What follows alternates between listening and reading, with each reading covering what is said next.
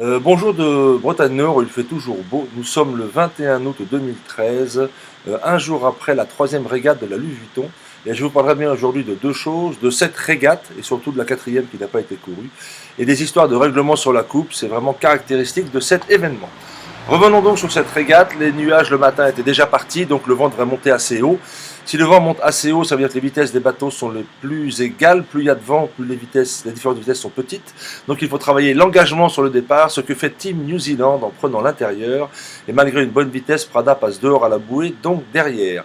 Bon empannage de la foulée, bonne régate, ils sont à peine 13 secondes derrière les Italiens, et là, crac, ils ont un override, surpatage sur le winch, regardez, et écoutez le bruit, crac, et oui, voilà, crac, il casse une partie en carbone sur la base du mât, ce qui les fait abandonner.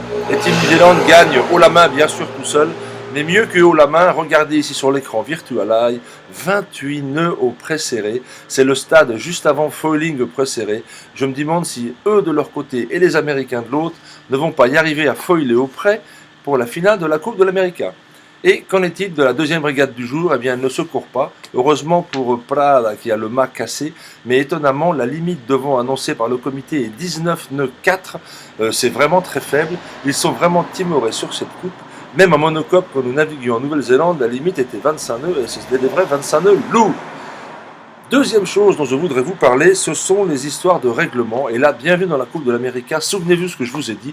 La Coupe de l'Amérique, c'est le lieu où les milliardaires vont voir qui a les meilleurs avocats. Commençons par les AC-45. Il y a 15 jours, Russell Coutts annonçait fâché qu'ils retiraient leurs trois bateaux, celui de Coutts, celui de Spithill et celui de Ben Hensley, de tous les résultats des championnats du monde AC-45 pour tricherie, parce qu'ils avaient découvert du plomb dans les King Post. Les King Post, c'est ces parties en carbone qui renforcent le bras avant. Et l'annonce avait été faite très fort, et tout de suite, autant Team New Zealand que Prada se précipitaient sur leur micro pour dire « tricheur d'Américains ». Eh bien, au fur et à mesure de l'investigation, mot anglais, on s'aperçoit que ce n'est pas tout à fait le cas, qu'en fait, le bateau de Coutts a été mesuré avec 2 grammes d'un côté et 300 grammes de l'autre plus lourd pour des réparations, et que seul le bateau de Spithill est finalement pointé du doigt, parce qu'on a trouvé effectivement du plomb et des sacs en plastique avec du plomb caché à l'intérieur du bateau. Donc, hearing en cours.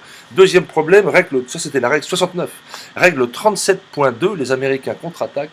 Il s'avère que lors de la deuxième mesure de vérification, TNZ et Prada étaient bien trop près des bateaux AC-45 américains qu'ils réclament. On n'a pas le droit. La règle 37.2 dit qu'on n'a pas le droit d'aller chercher d'informations sur les autres bateaux. Encore du boulot pour les avocats. Et pour finir, je vous montrerai ce qu'est exactement la Coupe de l'Amérique d'un point de vue règlement. Souvenez-vous, régate numéro 2 de cette Vuitton, c'est le moment où les Néo-Z, font une coupure de courant totale et ne peuvent plus naviguer, alors que c'est la régate numéro 1 du jour. Ouh là là, comment vont-ils faire pour la régate numéro 2 si elle part? Donc leur bateau suiveur s'approche de tout de suite pour les aider, et c'est là qu'est le problème. Ils sont allés les aider en accostant près d'eux sans autorisation, ce qui leur permet d'avoir plus de 30 minutes que les 30 minutes officielles de réparation, puisqu'ils y sont allés pendant la régate, d'où réclamation. Mais je vous rassure, le jury est en train de conclure, et c'était officiel ce matin, qu'il n'y aurait pas de point de pénalité pour les Néo-Z pour avoir fait ça. Ouh là là, nous pensions toujours naviguer sur cette coupe, mais n'oublions jamais que c'est aussi le royaume des avocats. Vivement ce soir qu'il y ait une régate sur l'eau, les régates 4 et 5. Bonne journée, au revoir.